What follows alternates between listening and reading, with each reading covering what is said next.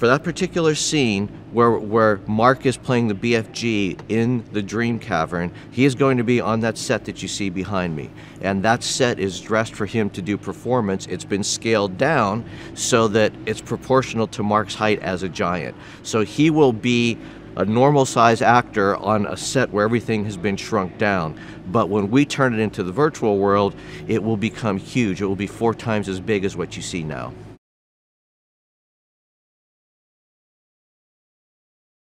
The way we're making BFG is for us a new way of doing things, and it's kind of a mix of what we started with Avatar and what we were able to continue on with the work that we did in the Planet of the Apes films and also the Hobbit films. This idea that you can capture on a virtual stage or a live action stage and mix the two together. And it's really based on ideas that we discussed early on when we were planning Avatar with Jim Cameron. This was Jim's idea that there should be no boundary between the two, and we've just been working steadily on making that more and more a reality, and this is the first film where we're able to accomplish that.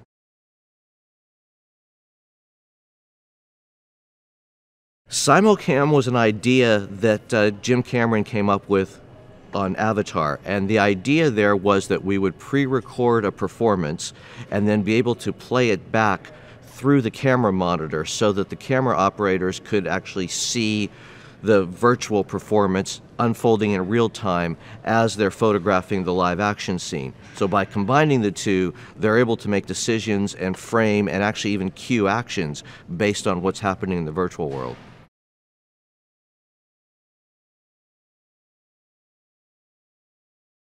Janusz has so much value on set, right? You know, beyond just being the world's most brilliant, you know, cinematographer.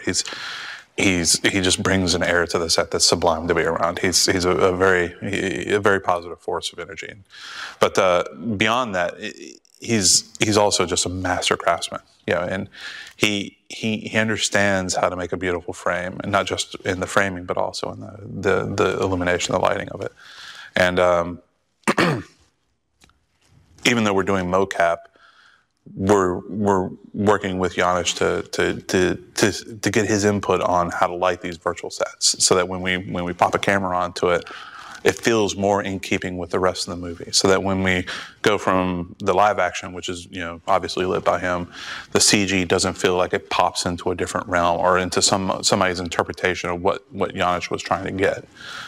So we're trying to be more faithful to what he would do, because he's got great instincts. It's totally worth doing.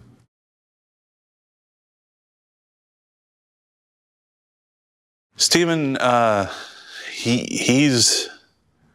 technology doesn't scare Steven. He in some ways, he pushes us more than we push ourselves. I mean, he's a driving force, and he doesn't back away from the technology. He doesn't just sort of like shy away from it and say, all right, just make it work and I'll figure it out later.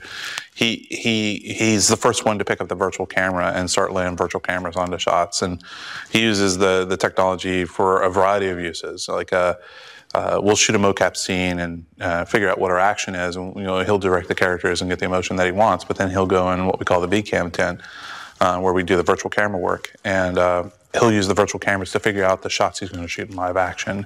And it becomes like a virtual scout tool, so that he can actually see his set and see his framing and see, you know, he's like, all right, I want to go past Sophie onto the BFG in this shot, and it's really cool if I push in a little bit. And he'll actually carve off a virtual camera. We'll take it over to set, and, you know, 5 minutes later, we're showing it to the live action crew and saying, hey, we need to do a shot now. We're going to push up to Sophie, you know, and we figured out the lens, and we figured out the positions of the camera, and, you know, it's such a powerful tool, and Steven's embraced all of that.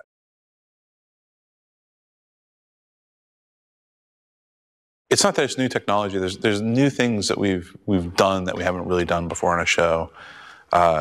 We've done simulcam on a show before, where you can actually see the CG world through the live action camera as you shoot the live action shot. That's been done at a variety of places before.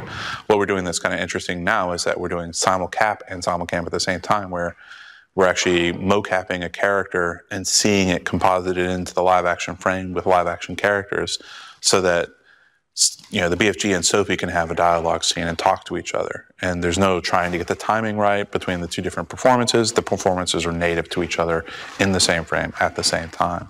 It's great. It's a sublime joy to sit in Video Village and watch the monitors between takes, because what we see on the monitor, the comp doesn't stop, right? We keep piping the BFG into the comp. So what you see is Steven will walk out on set and he'll go and talk to Sophie, and then he'll talk to Mark up on the tower. But what you see on the monitor is Steven talking to the BFG, and the BFG looking down to Steven and nodding, yeah, I'll do that, yeah. James Bond fans, did you know that Skyfall is the only Bond movie ever made by an Oscar-winning director? Now that's interesting. Want more movie facts? Click on more videos. Or for the latest trailers? Click on the playlist.